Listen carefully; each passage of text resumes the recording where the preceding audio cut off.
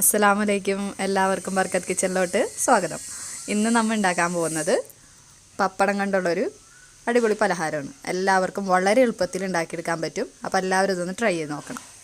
ഇതുവരെ channel subscribe ചെയ്യാത്തവരാണെങ്കിൽ subscribe ചെയ്യണം, സപ്പോർട്ട് ചെയ്യണം. 4 മണിക്ക് ചായക്ക് ഒപ്പം കഴിക്കാൻ വേണ്ടിയിട്ട് നല്ലൊരു സ്നാക്സ് ആയിരിക്കും ഇത്, പപ്പടത്തോണ്ട്. അപ്പോൾ അതിന് വേണ്ടിയിട്ട് ഉള്ള ഇൻഗ്രീഡിയൻസ് ആണ് സബോള, ഒരു 2 അല്ലി വെളുത്തുള്ളിയും ഒരു ചെറിയ കഷ്ണം ഇഞ്ചിയും കൂടി ചതച്ചത്, പച്ചമുളക്, കറിവേപ്പില, ഉരുളക്കിഴങ്ങ്. കൂടെ പൊടികളുണ്ട്, മഞ്ഞൾപ്പൊടി, മുളക് പൊടി, മസാലപ്പൊടി ഒക്കെ ഉണ്ട്. അപ്പോൾ നമുക്കത് ആഡ് ചെയ്യുമ്പോൾ പറഞ്ഞുതരാം.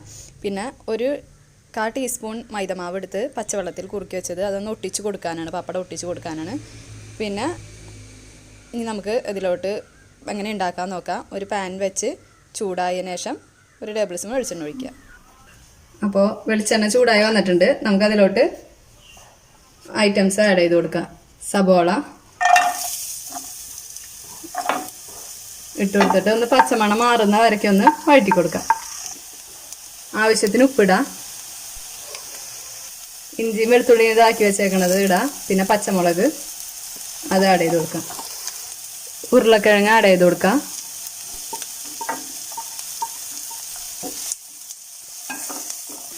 കാൽ ടീസ്പൂൺ മഞ്ഞൾപ്പൊടി ആഡ് ചെയ്ത് കൊടുക്കാം.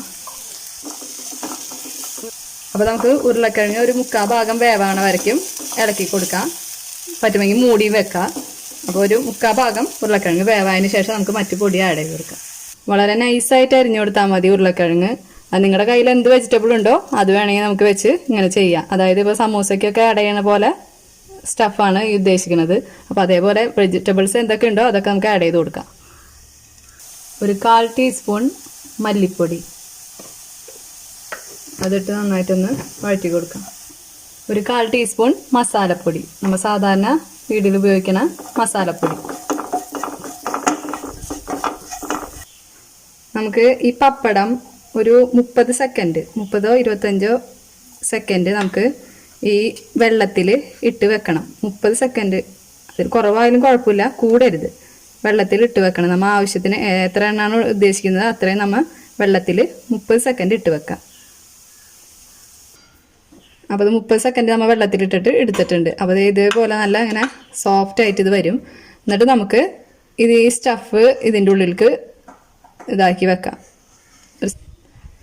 ഇതിൻ്റെ ഉള്ളിൽ വെച്ച് കൊടുത്തതിന് ശേഷം ഇതിങ്ങനെ അങ്ങോട്ട് മൂടാം ഒരു സൈഡ്. എന്നിട്ട് ഇതുണ്ടല്ലോ നമ്മൾ മൈദ ഇതാക്കി വെച്ചേക്കണം, അത് ഒരു ഭാഗത്തേക്ക് ഇങ്ങനെ തടവി കൊടുക്കുക. എന്നിട്ട് ഇപ്പുറത്തേക്ക് മൂടാം.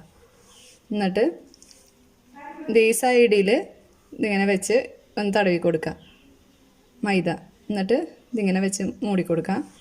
ഇതും ഈ സൈഡിനെ തടവി കൊടുത്ത് ഇങ്ങനെ മൂടി എല്ലാ ഭാഗവും മൂടിയിരിക്കണം. അപ്പം അങ്ങനെ ഇതേപോലെ നമുക്ക് ഇതെല്ലാം ഇങ്ങനെ ചെയ്തെടുക്കാം. പാനോ പാത്രം വെക്കാം, ചട്ടി വെക്കാം. എന്നിട്ട് അതിലോട്ട് നമുക്ക് ഓയിൽ ഒഴിച്ചു കൊടുക്കാം. അപ്പോൾ നമുക്കിത് ഓരോന്നായിട്ട് ഇട്ട് കൊടുക്കാം.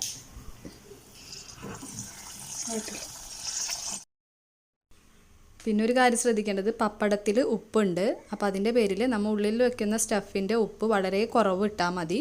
അപ്പോൾ നമുക്ക് അതിനോട് ബാലൻസ് ചെയ്ത് പോകും. അപ്പോൾ വളരെ കുറവ് ഉപ്പ് ഇട്ടാൽ മതി. പിന്നെ പപ്പടം ഇട്ട് കൊടുത്തതിന് ശേഷം വേഗം തന്നെ നമുക്ക് തിരിച്ചിടാം. പപ്പടം വേഗം മുരിഞ്ഞ് കിട്ടും. അതുകൊണ്ട് പേരിൽ ഇതൊരു 5-6 സെക്കൻഡോ ഇതിന് നേരം എടുക്കേണ്ടതുള്ളൂ. അപ്പോൾ അതിൻ്റെ പേരിൽ വേഗം എളുപ്പത്തിൽ നമുക്ക് ഉണ്ടാക്കിയെടുക്കാൻ പറ്റുന്നൊരു ഇതാണ്. നിങ്ങൾക്ക് ഏത് ഷേപ്പിലാണോ വേണ്ടത് ആ ഷേപ്പിലാക്കിയെടുക്കാം. സമൂസയുടെ ഷേപ്പിലോ അങ്ങനെ ആക്കിയെടുക്കാം. അപ്പോൾ നമ്മുടെ പപ്പടം കൊണ്ടുള്ള പലഹാരം റെഡി ആയിട്ടുണ്ട്. അപ്പോൾ ഒരു 4 മണി ചായക്കൊക്കെ പിള്ളേർക്ക് ഉണ്ടാക്കി കൊടുക്കാൻ പറ്റിയ നല്ലൊരു ഐറ്റമാണ്. പിള്ളേർ ആകാംക്ഷയോടെ കഴിക്കും. ഓക്കെ, അപ്പോൾ ഇതെല്ലാവരും ട്രൈ ചെയ്ത് നോക്കണം. അപ്പോൾ അടുത്ത റെസിപ്പി ആയിട്ട് വരുന്നതായിരിക്കും. എല്ലാവർക്കും അസ്സലാമു അലൈക്കും.